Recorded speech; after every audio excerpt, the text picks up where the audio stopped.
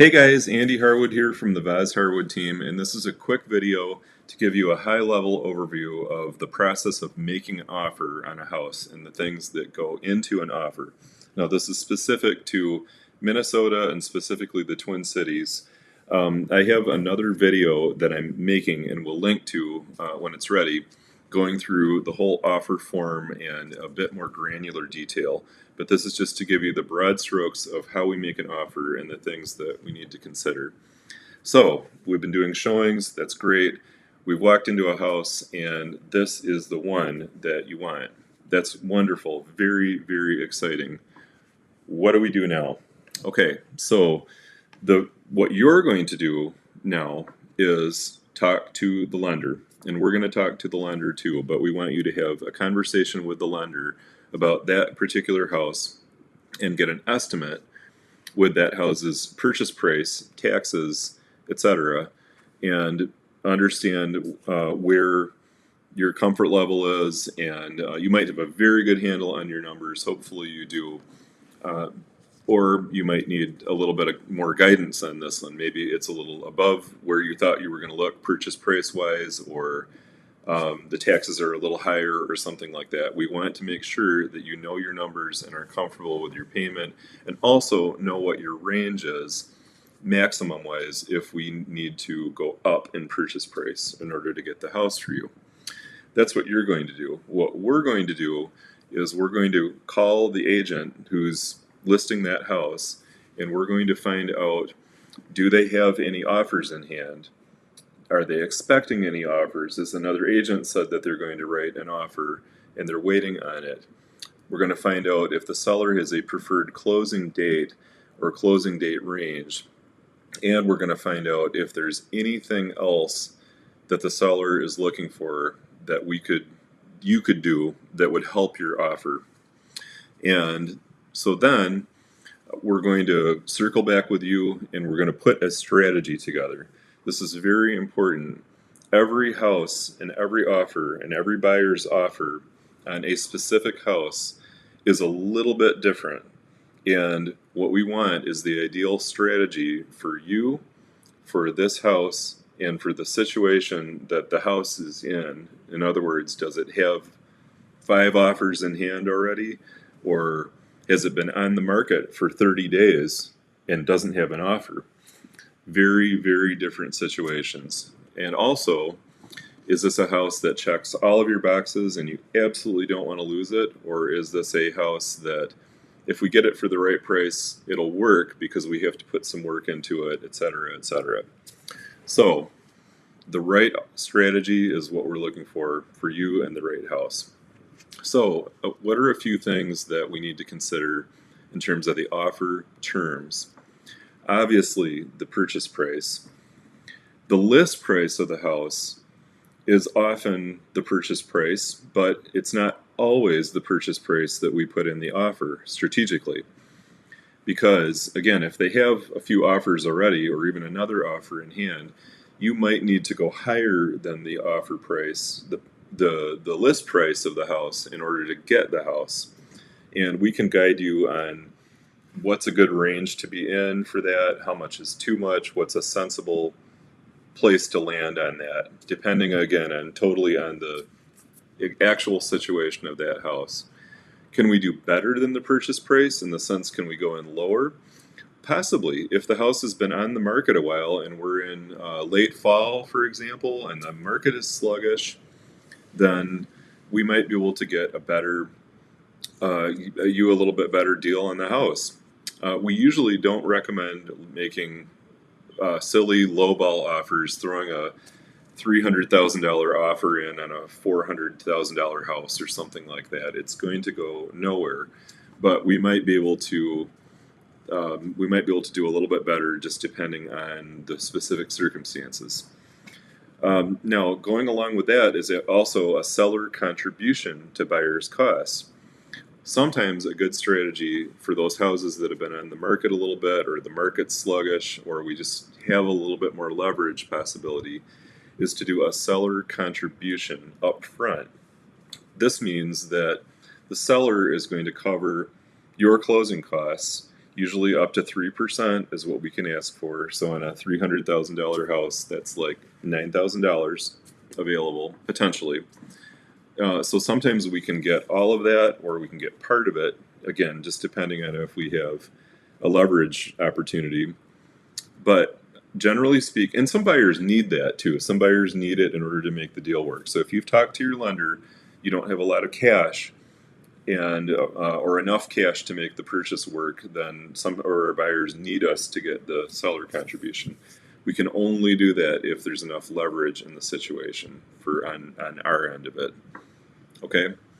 No, there's also earnest money. Earnest money is 1% of the offer or more, generally speaking. It does not have to be 1%, but that is the standard rule of thumb of what listing agents and their sellers are looking for. So if it's a $300,000 house, the earnest money would be $3,000. And we will need that in liquidity. So in the sense that it can't be in a retirement account you can't get to for 5 days or something like that. That needs to be money that's in your bank account, so to speak, so that if and when the offer gets accepted, we can request it and it can get transferred. The earnest money gets held in escrow until the end of the transaction. So it's not an additional amount of your closing costs, it's just part of your closing costs that are getting held. Why would we make the earnest money more? Again, if we're in a multiple offer situation or there's just some reason why maybe the house just came on the market and you want to make a really strong offer because we're worried that somebody else is going to get in there and we want the seller to accept it. Maybe we go up a little bit in price and make the earnest money 2%. Maybe the earnest money is $5,000 or $10,000 or something like that, just to beef up the offer a little bit. Okay, closing date. Now, often the seller drives the closing date. Now, I know you've got a lease or you've got some timing. We can't just pick any closing date, that doesn't work for you. But it's often the seller that will say, I want to close within this range or on this date or whatever. And then if we want to get the offer, if we want to have the best chance of getting the offer accepted, we want to work with that if possible, if it works for you. So that's why I always ask if the seller has a closing date in mind, because we might be able to tailor an offer that they're going to be very happy with and get it done for you. What's a typical closing date range? Usually 30 to 45 days is typical. Sometimes 60 days is not unheard of. Longer than that's kind of unusual. Shorter than that is often doable by most lenders if it's conventional financing and everything goes well. Then sometimes 3 weeks it can be done. Inspection contingency, what's normal for that? So when the offer gets accepted, there's an inspection contingency. It's a period where you can hire a home inspector and get the house checked out. How long is that? Usually, right now in this a typical market, 5 to 7 days is what we put in. It's plenty of time to get the house inspected and do everything that you need to do. So if we're trying to make your offer more competitive, I'm going to shorten it, if possible, to 5 days or maybe even 3 or 4 days. If we're worried about another offer, we might want to trim it up as far as we possibly can, have an inspector lined up, and get in there quickly. If the house needs some work, maybe there's some concerns, and we're not worried about other offers, we might put in 7 or even 10 days, just so that there's enough time to get an inspector in and get through all those things, and maybe you get somebody to look at the chimney and the roof, or whatever is going on with that particular property, if that makes sense. So there are a few other things, but those are the broad strokes of what we need to consider when making an offer. Now I want to move on just a little bit to what happens next. So we've gone over all the items for the offer and we're all on the same page about what your offer is going to be. Then we will write up the offer, we'll put everything in, and we'll have you sign it. One or both of you sign it, or whoever is on the purchase agreement is going to sign it, is what I'm trying to say. And we do all of our signings by e-signing, so it's very easy. You can do it on your computer. You can do it on a phone. I'd recommend doing it on a computer so that you can read everything. And certainly let us know if you have any questions about anything, because we want you to understand everything that you're signing and feel comfortable about it. There are a few other documents that go along with the offer, and I don't want to overwhelm you with all of those, but just to let you know in broad strokes what they are, there is an arbitration agreement that goes along with the offer. That is just saying if both parties sign it, it's saying that a dispute would be handled in arbitration instead of court. We're not lawyers, so unfortunately we're limited in what we can advise you on that, but we just want you to know that it's in the offer, and it's a required document in the whole purchase agreement set of documents.